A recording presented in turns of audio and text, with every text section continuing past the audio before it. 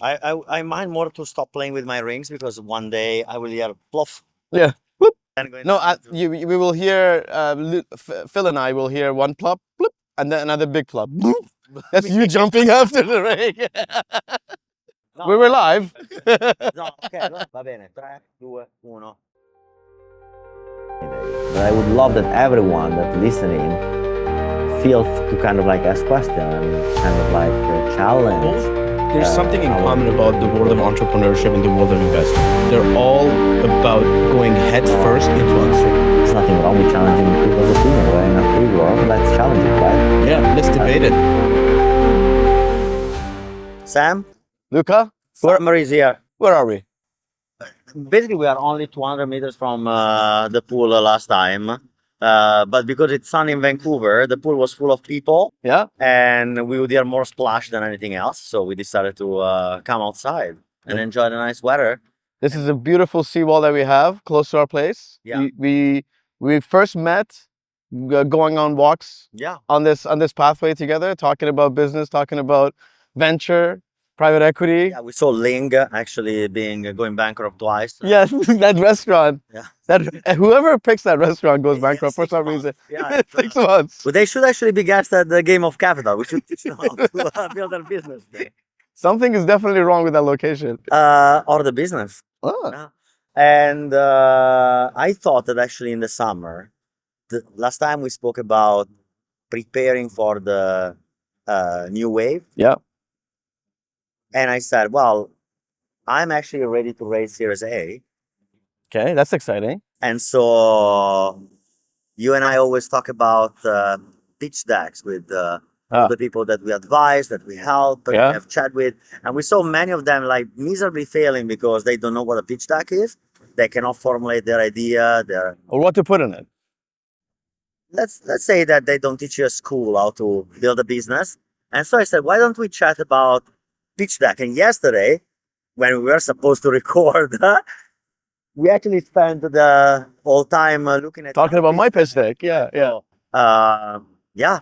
Yeah. I said we should actually have a chat about it. This is perfect timing. Because you're getting the right pitch deck. Sorry, you will get that. That's what you get. That's the goal. And with a better pitch deck, a bigger one. A bigger one. That's the goal. And I'm sure soon it will actually pass a bigger one and say this one is the bigger with the better pitch deck. This is such good timing and such good conversation because you're getting ready for your Series A. I'm getting ready for my fundraise. And I think at the same time, you and I are working on our pitch decks, trying to refine it, perfect it, set the tone, the messaging, everything that goes with it, and hit the market with it. So perfect timing. Let's dive in. Right time, right place, right people. That's secret of business. Yes. Well, let's start without naming anybody. But not so long ago, you and I received a pitch deck. Yeah. From a young entrepreneur. Yeah, first time founder. First time founder, and you can easily see it. But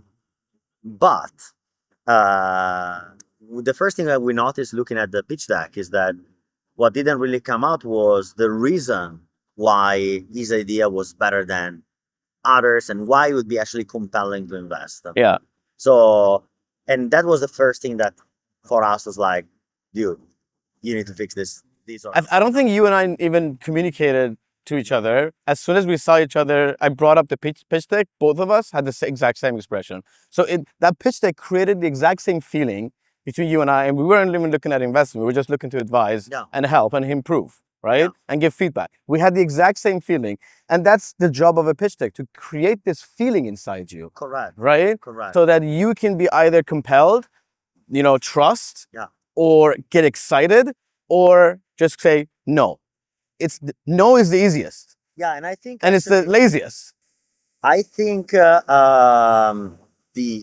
one of the things that I always recommend everyone is, if you build one pitch deck, you're already failing. Because a pitch deck is like a bespoke suit that you make for your investor. It doesn't mean that you need to change your story, but you need to cater the story around the listener, the receiver of the message. Right? Yeah. So if you're pitching a tech product to a techie, it's gonna have a different language than pitching to a family office. To whatever. If you're talking to a VC, the tech level needs to go up. If you're talking to a family office, the financial needs to be highlighted more. Yeah. If you're talking to a angel or talking to a strategic, the language and the pitch deck needs to be 100%. customized and personalized to the audience. 100% agree. So And you like multiple different pitch decks yeah, towards different yeah. audiences. I only keep the business model. Like my pitch decks are actually very modular. Yeah. Usually they are constructed with the concept, as I call it, of one to one. Basically, the beginning and the end are purely driven by the audience, Yeah. right? And I change and I keep constant the middle part, which the Mhm. middle part means product, roadmap, the use of capital, revenue, pipeline. They're all 15 slides, all 15. And try not to have an appendix. Yeah. Mostly I like to record the appendix in a video Mhm. and send it to the investor, just because it doesn't really make any sense for me to kind of like bore the receiver with a long a blurb of text. So they always follow the same format.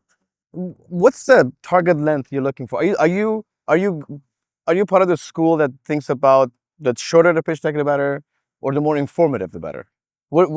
How do you set the right balance? I mean, I'm the school that I learned the hard way that the longer and the more verbose, the worse the result it is, at least for my audience.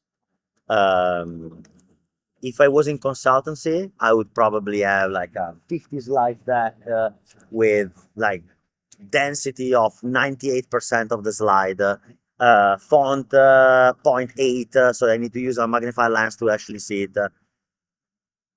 As sitting on both sides, I know that I need to scan and understand like in 30 seconds what's going on. Yeah. And if it's a good or not investment, or Okay. else I don't want to deep dive. I'm not interested. In that 30 seconds, what are you looking for? In that 30 seconds, I'm looking. I'm asking you to put in the lens of an investor, Yeah. a pitch deck, an early stage, like the person, like the pitch deck we're talking Yeah. about, comes to you. In that first 30 seconds, what are you looking for? What kind of information do you want? It depends on the stage. So let's talk about early stage. So Okay. seed, the pre-seed seed A, Yeah. right? I think, by the way, I consider A still early stage. Fair. It's not, for me, it's not a growth. Fair. I think in the first 30 seconds, I need to get that feeling that you were mentioning earlier, that the person has a high level clue on how to take a sketch on a napkin idea and finds a very fast path to validation, right? So I give you an example. In the world of AI that now is dominating tech, I need to scan within few, like literally 30 seconds. I need to know if is it the same thing that I saw already 20 times and there is no way to go and dominate the market, or if this idea can actually find a different path to achieve maybe the same thing, but a different way that will win. So it's for you, it's important how the founder is articulating their point. Yeah, because if the founder, It's not about the point itself. no, It's about how the founder is articulating it, and if they have the ability to sell this idea over and over and over again, but right? it can always be changed. Yeah. Right? Because you are in early stage, your first pitch is never going to be what you're going to pitch me the next time. It's Yeah. not going to be what the market wants. It's going to be nothing. Yeah. Right? Story of platformatic that we start in a way and we're ending in a different way. Yeah. Right. But if the founder is not able to articulate the value of what they're building, then we have a huge problem, because you need to be so passionate, so driven, and you need to feel the pain of the problem that you are solving so deeply that you make it a humanity problem. And then you know how to find other people that have the same problem, right? Or else, if it's an idea that you cannot articulate, how can you sell it to your friends? How can you sell it to the people, to your first customers, right? First customer are going to be people that they buy the product because they didn't really understand what it is, but they like you, they trust you, and they want to give you that vote of trust. But you need to sell it to them. You cannot just say, "Oh, it's going to be whatever," you know. Empty promises. But also you need to find a path, and you cannot. And I hate founders that they come and will say, "This is going to be $1 billion idea." Like, it's not going to be $1 billion idea. You know, one of the things that I find in slide decks, and it's in every single slide deck, and it's supposed to be in every single slide deck, but it never generates that feeling for me, is the TAM, SAM, the market size, the large market size. A $27 billion. Yeah, $27 billion opportunity. Come on, like, you're as good as your pipeline, right? I am 100%. Yeah, that's what I look at, right? You've had certain, let's say you've started the business 6 months. Within the 6 months, how big of a pipeline were you able to generate? Where are you in your pipeline of sales, and how soon we can get to revenue, right? Yeah. That slide is like, there's so many things that I see in like these repetitive things that are required and asked, like, as in a template is Yeah. sent to these founders, like, fill out this template and that's Yeah, your pitch deck. I did the same when we did Seed and Seed 2. Yeah. And to be honest with you, my biggest lesson in kind of like being first time in building these decks and try to kind of like build something that would make sense and could scale on the market. Never trust when any VC or anything gives you a template, because Yeah. every story is different, right? Yeah. I'm only interested in, I think the world should actually focus on basically two things: value creation, growth, and unit of economics. Like, tell me, how much is it going to cost me to be at the market leadership in this particular niche that you are trying to tackle Yeah. within 12 months, 24 months? Give me Yeah. give me a time frame. Right? Yeah. Yeah. And it all goes back to go to market, pipeline, conversion. Like, and another very important thing is I think people need to be very, very clear since the beginning if they're going for consumer or enterprise. Like, are you going for in case of a tech product, are you going for the developer market or for the enterprise adoption? Because I need to know that unit of economics. And I can't actually, you cannot work around that unit of economics. Yeah. There's Yeah. no way, because how you sell to developers different than how you sell to enterprise. Because the enterprise, and we know it firsthand, and you know it by experience, the life cycle is 6 months, a year of procurement. It's not that my product is not good, and it's not that you don't want to buy. It's just called a freaking procurement. Like, I think when you do diligence for your deals, Yeah. right, you are not in control of their diligence, of their things, right? No. You ask to say, how long does it take for your lawyers to review all the stuff? 3 months, 6 months, only God knows. Yeah. Like, we are signing a very important customer, Yeah. right? They have the highest urgency in the world. They have insane metrics. We have a phenomenal sponsor in the company. Like, we're talking about, the dream come true when you build software, right? And then, our champion said, yeah, but you still need to go to procurement, because the first contract needs to go to procurement. Then, everything can be worked around, but 100%. and then you face your investors, your board, that they kind of like say, but why is not self-serve? Have you ever heard of enterprise doing self-serve software? No, because they buy $200-300, and then if you want $100,000, it's called procurement, right? Yeah. Normal. It's process, right? It's more process, and then it has to go to a committee, and the committee makes a decision.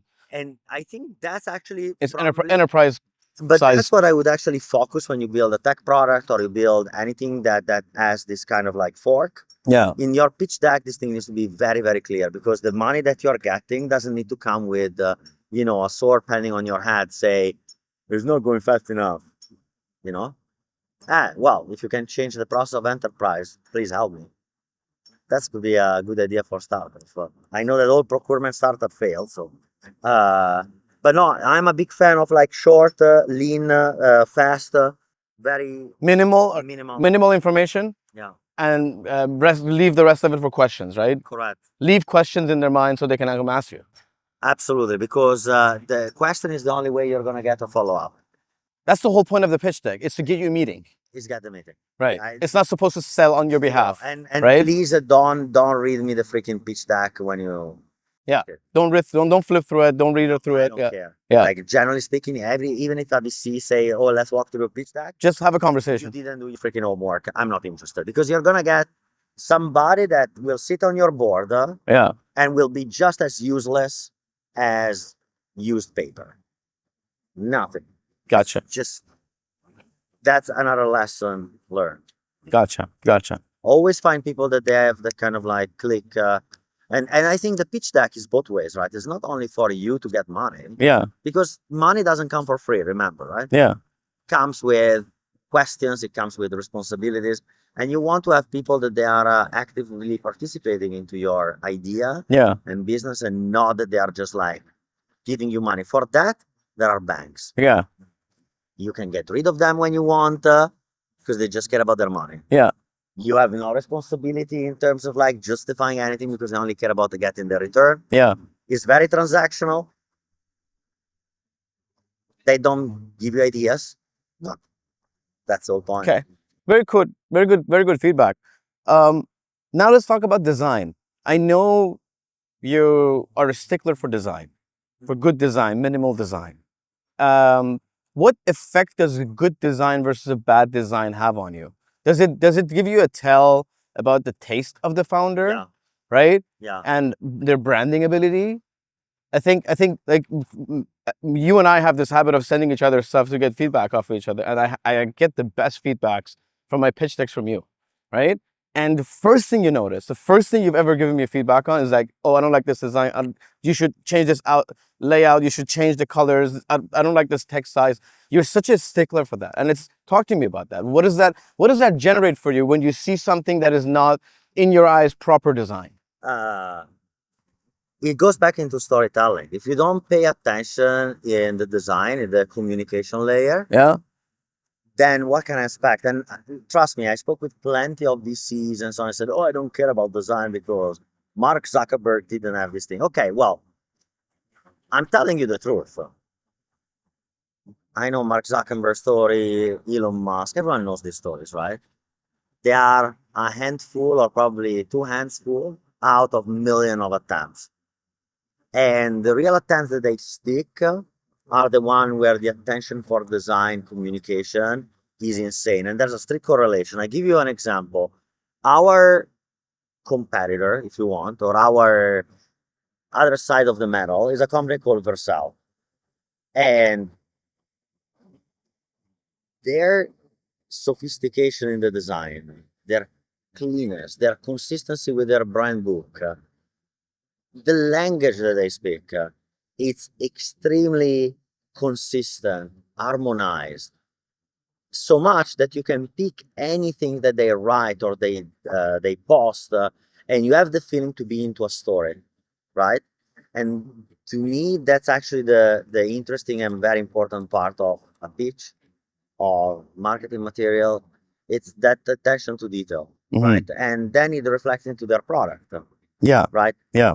I'm Good taste carries over into product, Yeah. carries over into yeah. deliverables, carries over into everything, right? Good taste, it's something that you have to look out for in your Yeah. opinion. If you're not, if you don't have good taste, then the branding is going to be off, right? Then the users are going to be turned off slightly. You know, they're not going to be, it's not going to, within that first 30 seconds, grab the attention of the user to be able to just look, read, and be able to read the documents or read the website or get curious about the product so that they can learn about it and become interested in it. Yeah. So you think that it has that first attraction effect, and it's very important. 100%. I personally think that your company name has also an effect on that. Yeah. But at the same time, it's more the story that your design carries. together with the story of your product. And to be honest, is about respect. Yeah. Like everyone wants nice design, Yeah. polished design, Yeah. clean design. Yeah. Taste is different. I'm talking about design, right? And about information architecture, about information, yeah, mostly architecture. Like you and I yesterday spoke about your a part of your deck where I said you need to have some hero numbers. Yeah. That's what you need to capture me, and then the other are details. Yeah. Yeah. Yeah. And your table was like Yeah. blurb of It was stuff. just for the audience's sake. It was the terms page Yeah. of a pitch deck on for a $50 million fund. So it's a lot of details. Your idea was you need to highlight some of those numbers as hero numbers, give me a dashboard, and then the rest of it as details to grab my attention. Because Well, some of the numbers are more important than the others. No, because those hero numbers, they tell directly to me why you are unique. Yeah. And I told you there were some percentages that were very they were very investor friendly. Yeah. And so as a person I would need to put money, I'm more interested in those terms than other terms. Gotcha. Other terms I don't care. Yeah. So they're standard terms, okay, Yeah. fine. Yeah. Okay. But I think in a pitch deck, the information that needs to surface are the one that they tell that unique story about, in this case, your equity fund, more Gotcha. than anything else. And for a product that you're pitching, I generally want to know what the hell are you building, what Yeah. kind of problem you are trying to solve, Yeah. and tell me why people will buy you. Yeah. Like I need to know, and you does not need to also use fancy words or like try to articulate complicated things. Yeah. Well, we saw our friend trying to elaborate a very kind of like deep tech idea Mm-hmm. with, in my opinion, something that could be pitched in literally 20 words in a very simple way, but being continuously articulated around the complexity of this problem. Yeah. Right, it makes it extremely hard for an investor, for somebody to understand the real value that you're bringing. Because Yeah. if something is too complicated to be explained, Yeah. it's fundamentally impossible to sell. Yeah. 100%. Like, and my opinion is that. And the interesting thing is that you were telling me his idea is actually valuable, but he was just not articulating it well. No, but that tells you a lot about the big gap between having an idea and building a business. Yeah. There's an ocean in between. There is another thing about building a company and running a company. Yeah. I think there are different dimensions that I'm advising this friend of mine, and I literally told him directly, I don't think you can be the CEO of the company. Yeah. Yeah. Is different. Is not there. Yeah. It's because having an idea and bringing the idea to life, to market, to scale is a completely different thing. Yeah. An idea is worth nothing. It's a good thing, but there is a universe behind to make this thing, and that's what the pitch deck needs to tell me. Okay. Am I giving my money to someone that has a great idea and knows how to at least succeed or fail with this idea, but he's never in front of a doubt? Gotcha. Because the doubt, that's not where you want to invest. Gotcha. Okay. I'm going to move to a different topic on the pitch deck, but this one is something actually I personally struggle with a little bit. Is when you're working in tech, it's so easy to focus on the problem and the problem you're solving on the deck, right? In investment and in private equity, it's not so much the problem you're focusing on, it's also the opportunity, right? So how do you build the balance between articulating a problem and solving a problem? When do you focus on that? When do you focus on telling a story of an opportunity that exists on the market or exists out there for the investors? How do you tell that story? Or is it both at the same time? I mean, in your example, without going too much into detail, Yeah. When you have, that's my opinion, when you have like a specific sector or area or breadth of sectors that you are kind of like covering, Yeah. to me it's very easy between both to actually play the game of opportunity versus problem. Yeah. Right? Because just to give you an idea, manufacturing, right? Let's not pick anything that is in your portfolio, but in manufacturing in general, if somebody was to find a way to actually mill or produce titanium screws for high horologerie, so high-end watches, at a very, very compelling cost. And it could actually allow to make this production in-house for these brands. You are basically kind of like cutting, for example, a huge cost to the final user, right? Because a screw has an average cost of 25, 30 Swiss francs per screw in a watch. And then when you do with a special cut, maybe with a specific number of spins and so on, it goes to 200 Swiss francs, right? But, it's because it's cost of production, right? So if I can actually lower the cost of manufacturing, having, for example, whatever. That's a problem solve. Yeah, but the opportunity for your investor is going to be the luxury market as a scalability problem. Well, let me give you a different example. Let's talk about real estate, which your favorite industry to invest in. Let's talk about real estate. For example, something happens in the market, and all of a sudden, certain assets within real estate becomes undervalued. Yeah. Right? You start a pitch deck, you start to raise funds to go buy up a whole bunch of those assets, diversify portfolio, because it's a value buy.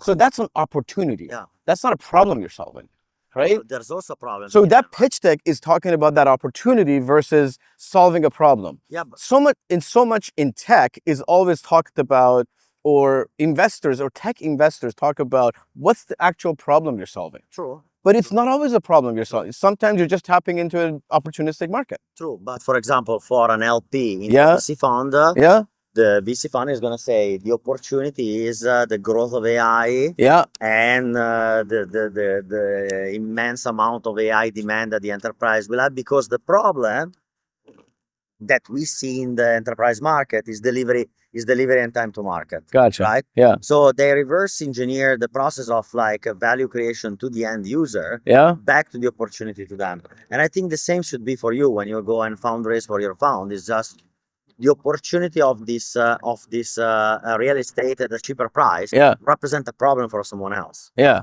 Right. And so that's the thing that you need to show. I think you are, at the end of the day, as a VC, as a private equity, you're a broker in between a problem and problem solvers. Exactly. The funders of the solutions to those problems. But you are basically only bringing, at the end of the day, your opportunity is a problem. Yeah.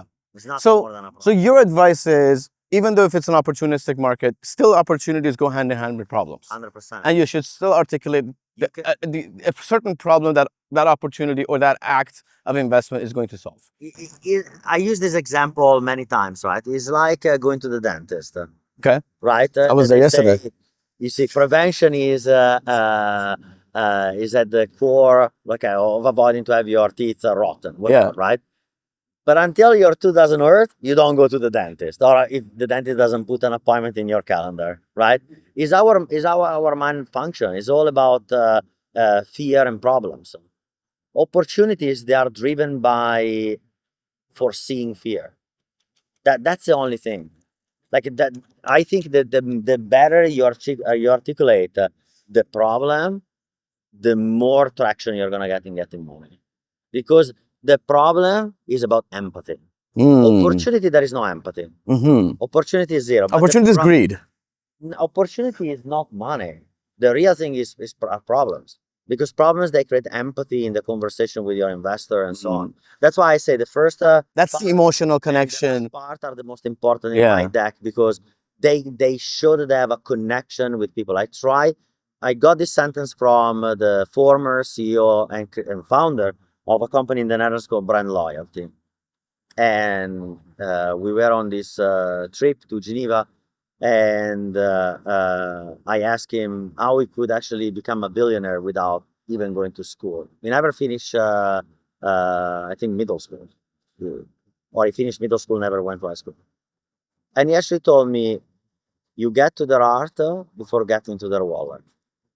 right? And that's actually the whole thing, right? Is about once that you get to their heart, you already have their wallet. Because empathy creates that chain of like, but that's why I'm saying pitching to an investor that doesn't know your space Yeah. is useless. Yeah. Because you need to find the one that really knows that space. Yeah. Because then you can just spark the problem and generate the opportunity. Gotcha. But the opportunity by himself comes always from a problem. Cool. That's a good way to put it. You also gave me really good advice yesterday, and I've built my new deck online, and I've built trackers into it, so I know how people view it, not aggregate data, not Yeah. per user data. And I think you're absolutely right. You told me yesterday that there was a certain slide in my deck that was, I don't know, in page 16 or 15.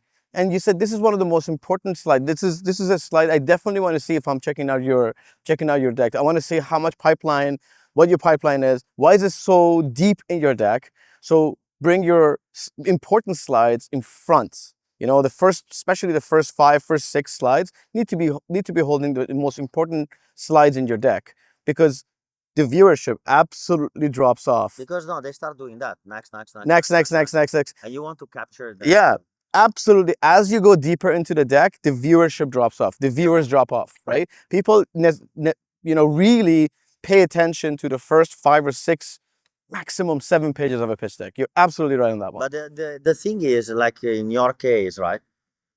And in your deck, there is a lot of opportunity for like 5, 6, 10 slides. Yeah. Right? It gets so heavy into people. Yeah. That they don't really know what you're doing. I want to go from you not knowing who I am to want to actually know more. Yeah. In the first like literally 5 slides. Yeah. Like the first third of That's such good advice. is to conquer that meeting. At the end, it's all supplementary data that you're gonna give me to kind of like make my choice a little bit more conscious. Yeah. But you already know in the beginning, because if you capture them immediately, they're hooked. But if you don't hook them immediately, it's like this fish that goes and gives small bites to the bait. Yeah. You want them to do a single attack and go, right? So let's do a review of this. In the beginning, we talked about the job of a pitch deck is to get you a meeting, right? And it's to install a feeling. Yeah. Right? So let's talk about that feeling. What feeling are you looking to what impression are you looking to leave with your pitch deck and your pitch to an investor? One is trust. 100%. Second is I know what I know what I can, I know what to do. Yeah. I know how to do it. Yeah. Right? I have a vision. Yeah. I can build that vision. Yeah. I have the network to build that vision. Right? And this is why it's an opportunity. No. And this is a problem that needs to be solved, and I'm the best person to solve that problem. That's one thing missing. Tell me. If you ask for advice, you will always get money. Yes. If you ask for money, you will not even get an advice. Yeah. Right? So the goal there is to basically leave the door open and say, I'm the right person to execute. Okay. But you are the right person to be on my side to make the thing possible. Right? Or else there's a bank. Right. And you need to tell them why they're valuable. Yeah, you need to let them kind of like think that their role into this success is earned and of real value. Yeah. Like that's at the core of getting money. Like I would never invest in a company where I don't sit at their board. Yeah. Because I know because you know what you're doing. Yeah, you've done it before. I'm not a bank. Yeah. I'm not a bank. The risk is way too high for me to not have an influence there. Yeah. And I think that's actually the reason why personally I don't invest a lot anymore, because I either dedicate myself into making these things successful, or there is no reason, right? Yeah. And VCs are different. They have a huge portfolio, right? Yeah. But they need to kind of like say, damn, I want to actually be there. Yeah. I want to see it. For VCs, they have to get the FOMO. Oh, the FOMO is for them is all about opportunity. For them, it's all about, I don't want to miss this opportunity. That they don't invest their own money. Yeah. But they want to go to a meeting with their LPs and partners and so on, and show off and say, see, I told you. When I was trying to build a VC from earlier days of Pioneer, it was we were building up to become an early stage VC fund, I was looking at a lot of interviews of famous VCs, you know, Silicon Valley, New York, and stuff like that. One of them was talking about the as us and our partners, we always sit down and contemplate our opportunities we missed Yeah. than the ones we were successful in. So 100%. we analyze, why did we miss on that, right? And that's why you get these, you know, such quick term sheets from these American big VCs, because they don't want to miss on your opportunity if there is one. No, and your goal as a founder, as a CEO, is to actually ride that wave. Yeah. Like, the, Find the trends, follow the trends, right? yeah. And I always say, go big. would I ever go to raise my Series A with a VC Yeah. that is on the cap table of my potential buyer or my, you know, Yeah. competitor? Yeah. No, because they would never actually try to change that harmony, Yeah. right? Because it's against their own. Because if my competitor is already winning, they don't want any disruption there. They want to bring the success case to IPO, so they wash their hands back to square zero, right? And so that's a game that you need to play. That's why it's very important that you in your deck there is the opportunity. The opportunity you want to get from them is to partner into something. Yeah. And that's basically, to me, are the four core pillars of a pitch deck. Cool. So that's it. That's the Sun is keep still high. keep it short. Yeah. Keep it short. Bring the emotions. Yeah. Yeah. You know, leave the positive impression. Be confident and go big. Not too big. Not too big, but No, I mean, don't come and pitch me at no, not too big. an early stage, $1 billion company. But as a first-time founder, no. But I mean, not gonna believe no. But articulate a big vision. 100%. Articulate a big vision, Yeah. but Realistic. build a realistic pathway to do it. 100%. Right, to it. Right? Yeah. Okay. Good conversation. Next time, buddy.